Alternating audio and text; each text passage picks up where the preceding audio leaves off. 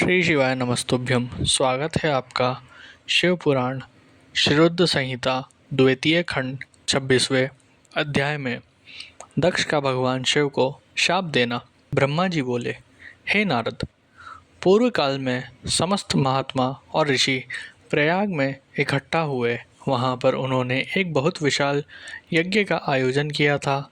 उस यज्ञ में देवर्षि, देवता, ऋषि मुनि, साधु संत, सिद्धगण तथा ब्रह्मा का साक्षात्कार करने वाले महान ज्ञानी पधारे, जिसमें मैं स्वयं अपने महातेजस्वी निगमों आगमों सहित परिवार को लेकर वहां पहुंचा। वहां बहुत बड़ा उत्सव हो रहा था।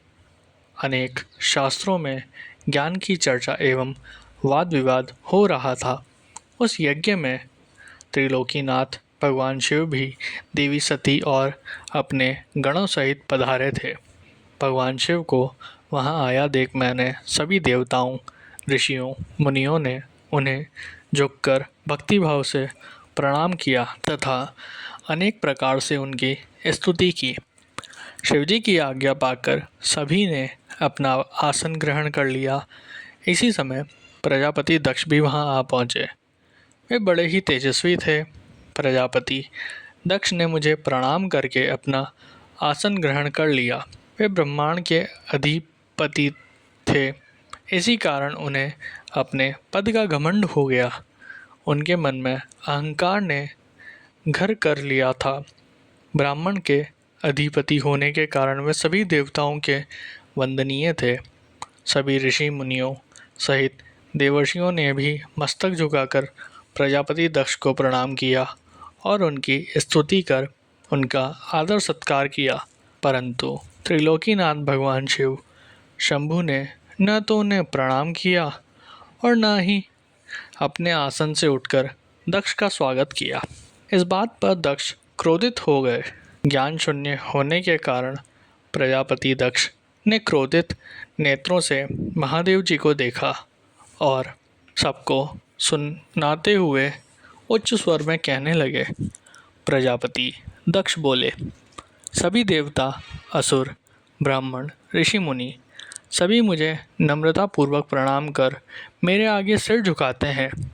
ये सभी उत्तम भक्त भाव से मेरी आराधना करते हैं, परंतु सदैव प्रेतों और पिशाचों से घिरा रहने वाला ये दुष्ट मनुष्य क्यों मुझे देखकर अनदेखा कर रहा है। शमशान में निवास करने वाला यह निर्लज्ज जीव क्यों मेरे सामने मस्तक नहीं झुकाता।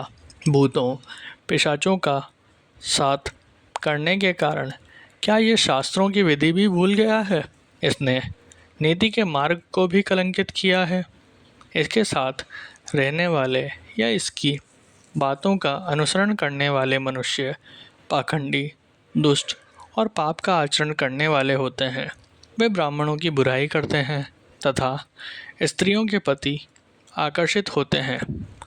ये रुद्र चारों वर्णों से पृथक जन्म से हीन है, अतः इसे यज्ञ में भाग न लेने दिया जाए। पुत्र क्रोध से विवेक समाप्त हो जाता है।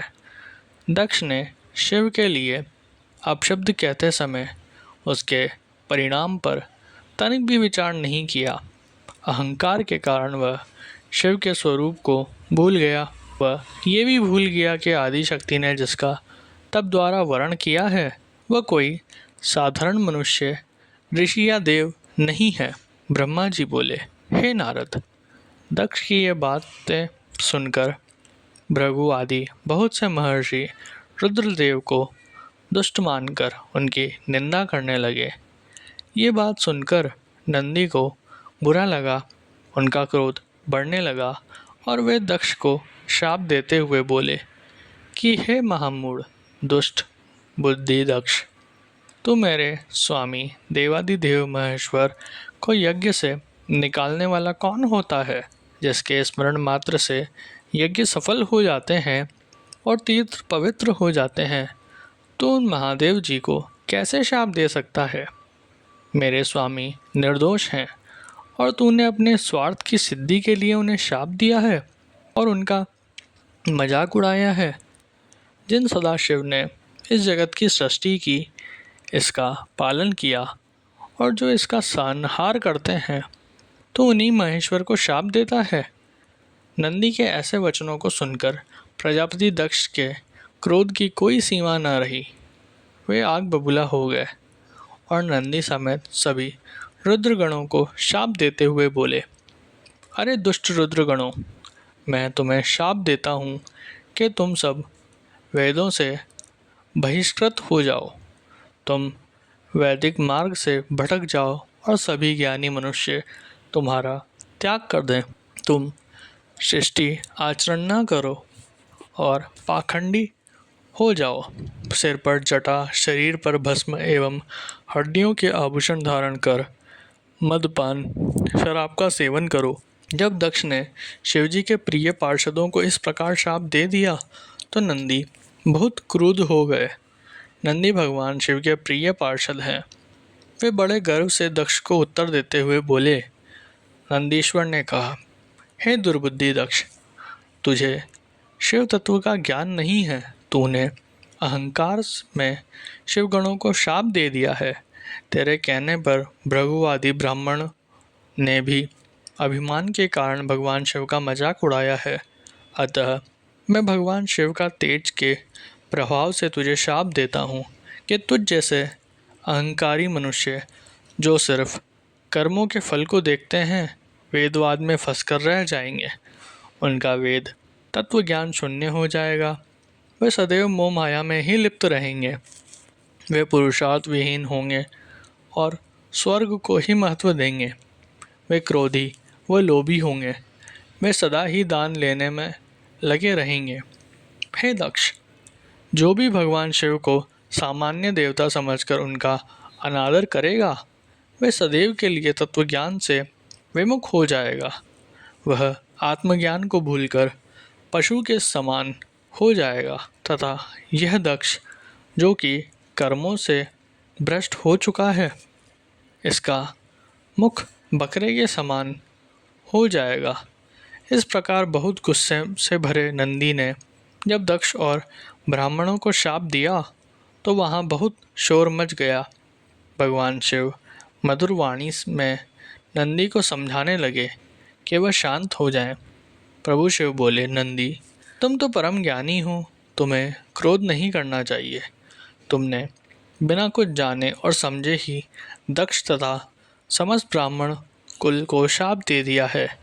सच्चाई तो यह है कि मुझे कोई भी शाप छू ही नहीं सकता, इसलिए तुम्हें अपने क्रोध पर नियंत्रण रखना चाहिए था। किसी की बुद्धि कितनी ही दूषित क्यों न हो, वह कभी वेदों को शाप नहीं दे सकता। नंदी, तुम तो सिद्धों को भी तत्व ज्ञान का उपदेश देने वाले हो। तुम तो जानते हो कि मैं ही यज्ञ हूँ, मैं ही यज्ञ कर्म हूँ, यज्ञ की आत्मा मैं हूँ, यज्ञ परायण यजमान भी मैं हूँ। फिर मैं कैसे यज्ञ से बहिष्कृत हो सकता हूँ? तुमने व्यर्थ ही ब्राह्मणों को शाप दे दिया है। ब्रह्मा जी बोले, नारद, जब भगवान शिव ने अनेक प्रकार से नंदी को समझाया तो उनका क्रोध शांत हो गया। तब शिवजी अपने अन्य गणों व पार्षदों के साथ अपने निवास स्थान कैलाश पर्वत पर चले गए। क्रोध से भरे दक्ष भी ब्राह्मणों के साथ अपने स्थान पर चले गए, परंतु उनके मन में महादेव जी के लिए क्रोध एवं ईर्ष्या का भाव ऐसा ही रहा। उन्होंने शिवजी के प्रति श्रद्धा को त्याग दिया और उनकी निंदा करने लगे।